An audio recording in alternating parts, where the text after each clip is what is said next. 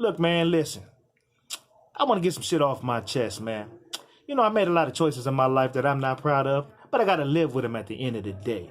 So, this true story. I ain't told nobody this, man. Look, back in 2002, man, I was locked up. Me and my partner did some bullshit, ended up going to the county, right? So I'm in there doing my time, calling my peoples, you know, doing my thing. Talk to my dad. My dad like, son, I'm going to get you a lawyer. I'm going to get you a lawyer to get you out of there. But when you come home, you got to go to the Army. So I'm like, well, that's an even trade. You know what I'm saying? So I'm in there talking to homies about, you know, when I get out, I'm going to go to the Army or whatnot. And I talked to a homie from Asian Boys that was in the Army. And he was like, well, hey, man, it depends on what's going to be on your jacket when you get out. If you got a felony or a strike or you're going to be on probation, most likely you ain't going to be able to go. So I'm like, all right. So I have that in mind now. My dad don't know that, though. So every time I talk to my dad, he keep telling me, I can't wait till you get out here and go to the Army. I can't wait till you get out here and join the Army. He telling everybody, you know, my son get out of jail, he going to join the Army because he got me a lawyer already. So every time I go to court, he got a good-ass lawyer in there. Pops is in there. Always in there first, reading newspaper, giving me to keep your head up, fist pump, you know. So I'm like, okay, for sure. So I end up getting the county lid off of that, getting out. So when I get home, my pop's like, give it a few days. He like, all right, man, you ready to go? I'm like, let's go. So he take me downtown Long Beach. So we go to the place where you recruit, you know, where you got to go sign up to go join the service. And I'm in there talking to the cat, one of these dudes in there, and I'm telling him, like, off the dribble, he like, take me to the back. He like, man, try to have me, he hollering at me, you know. So we get to talking. I told him, hey, man, before we get any further, you know, before you waste any more time, I'm on probation. I just got out, you know. I got a felony, you know, I just got out. I'm on probation, man. What do we do? He like, oh, you're on probation right now? Like at the moment? I said, like at the moment, like right now. He like, man, you got to deal with that.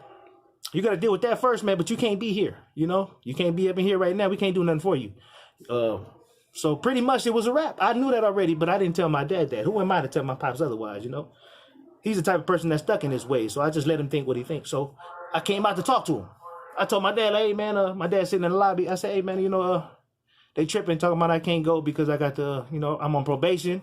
I got a felony on my jacket. My dad like, man, tell them that the judge sent us over here and the judge approved you to go to the Army and you can go. And I'm like, I don't think it worked like that, Dad. He like, man, go in there and tell him. So I tell the dude like, hey, man, you know, my dad tripping. He said to tell you that the judge said it's cool for me. And he like, the dude like, man, we ain't never heard none of that. You ain't even supposed to be in here right now. So I'm like, all right. So I go tell my dad again. So my dad like, call the guy. So I bring the guy out and then my dad's telling him the same thing. You know, hey, man, we talked to the judge. The judge say it's all right for him to go to the Army if you guys give the approval. And the guy like, we have never heard that before, you know. So my dad said, we're going to be right back. We're going to go talk to the judge.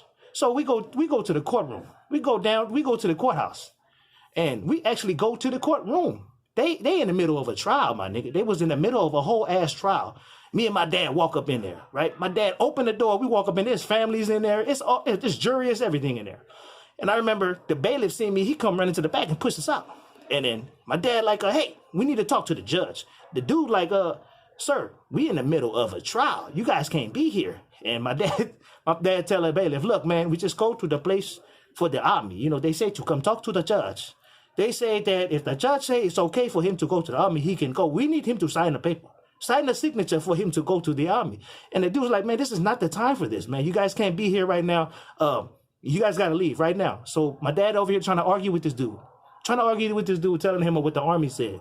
So long story short, we end up, you know, we lost that battle. But I know this already inside. My dad doesn't. He mad. We both quiet. We going down.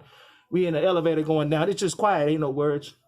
Anyways, we get back to the truck. He jump in the truck. I'm over there on the other side trying to open the door, you know. I'm over there waiting for him to open. You know how you jiggle the door. He turned the truck on, and then he backing up. I'm walking with him. You know, he still ain't opened the door yet. So this nigga put it in drive and leave me. He leave me over there outside the courthouse. This nigga just drive off. That was his answer to all the shit that he did. He like, this little motherfucker wasted my time getting him a lawyer. He can't even go to the Army. Motherfucker. So this nigga left me downtown. I had to catch the bus back to the north. Then I got kicked out when I got home because he was upset. So my confession is this. This is the shit I had to get off my chest. I should have just told him from the jump that it was bad, right? But I don't think it would have ended well. And I felt like I used him when he got me that lawyer because I think if I would have just got the time for that little case, I think I would have been, it'd have been a different situation. But that's my confession to my family and the people that know me now. You feel me? They probably looking at me like, this nigga's a real piece of shit. You gonna tell my pops about this, he gonna be like, I remember when I wasted money on that motherfucker.